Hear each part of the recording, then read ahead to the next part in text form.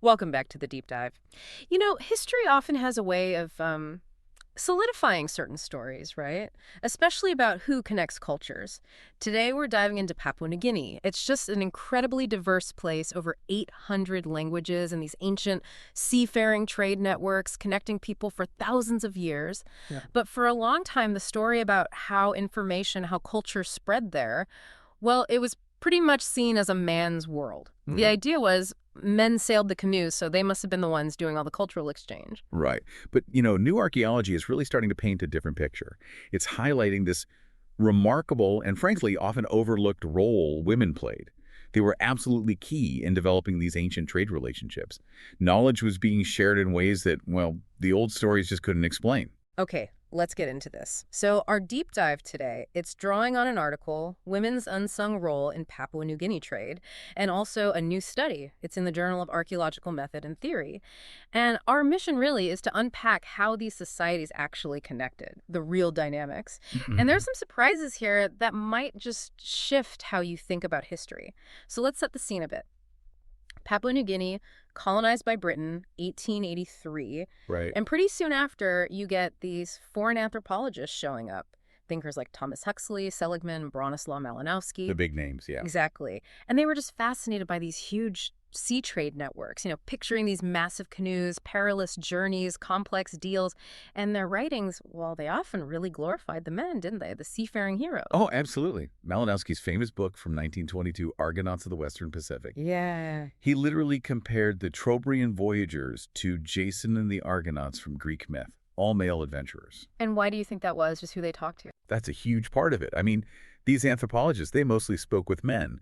And let's be honest, they probably saw a bit of themselves in these sea-going, risk-taking guys. But the crucial thing is how that focus shaped everything we thought we knew. Women. They were barely mentioned in these histories. Yet, this is key.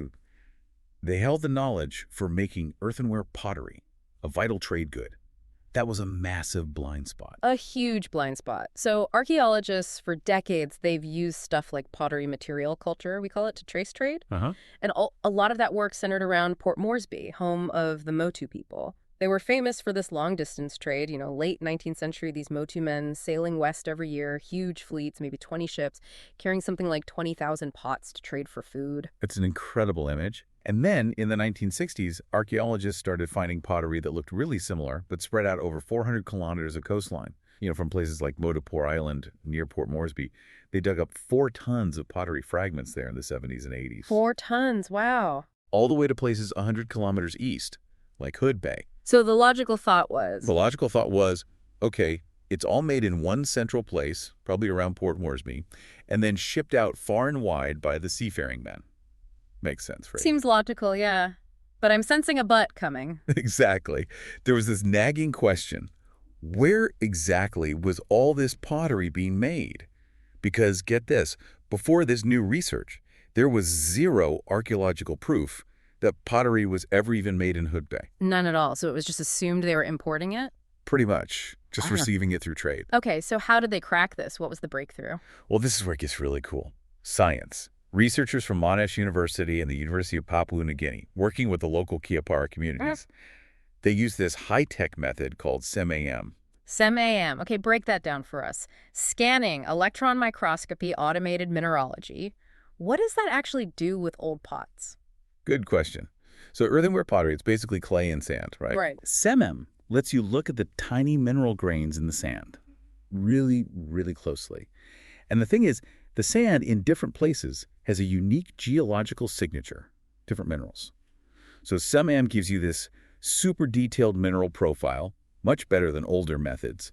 It basically lets you fingerprint where the sand, and therefore the clay, came from, its geological origin. Like a provenance test, but way more precise. Exactly. And the results don't keep us in suspense. The results were the game changer. The SAM analysis showed the pottery found at Hood Bay. It wasn't traded from Port Moresby. No. It was made right there, locally, in Hood Bay. Wow. So this is the first actual proof of pottery making there. The very first archaeological evidence. And it tells us this practice was lost sometime in the last 300 years or so. Okay, hold on. If the pots weren't traded physically between these places, but they look so similar, what does that mean? It means people weren't just trading pots. They must have been exchanging ideas, the knowledge of how to make them, how to decorate them. Ah, so it's about knowledge transfer, not just object transfer. Precisely. And that totally changes how we think about the connections between these communities. And this throws the spotlight back onto women, doesn't it? Because pottery making. Was exclusively women's work. Yeah. Becoming a skilled potter, for Motu women, for example, it was a serious undertaking, a long learning process taught by mothers and aunts. Men had nothing to do with making the pots. Okay, so women made the pots. And the research found something else too, right? About tattoos. That's right, another fascinating layer. They found that women's tattoo designs in Port Moresby and Hood Bay, these distant locations, were identical. Identical designs. Yes. And tattooing was hugely important culturally for women. It marked big life stages, like getting married. For instance, the specific marriage tattoo design used in Port Moresby, called Gado by the Motu, was the same design used in Hood Bay, where the Kiapara called it Agoyavu. This was back in the 19th century. So let's connect the dots. Identical pottery decoration made by women in different places, and identical tattoo designs shared by women. What's the inescapable conclusion? Well, it really forces us to see that these ideas, how to decorate pots, the symbolism of tattoos, they must have been shared by women, moving between communities, passed down through generations of women. This wasn't knowledge being carried on the men's trading canoes. So it blows up the idea that it was only the men's big sailing trips connecting these villages. Absolutely. It was also women's know-how, their cultural knowledge. Maybe women moving between villages when they married, taking these skills and designs with them. And a very strong possibility.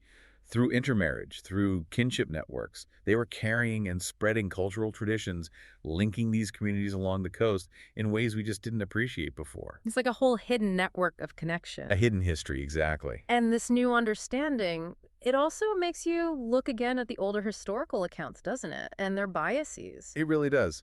Those early colonial reports, influenced by the London Missionary Society setting up shop in Port Moresby around 1873, they really focused heavily on the Western Motu people and the scale of their Haere trade, that big east-to-west voyage for food.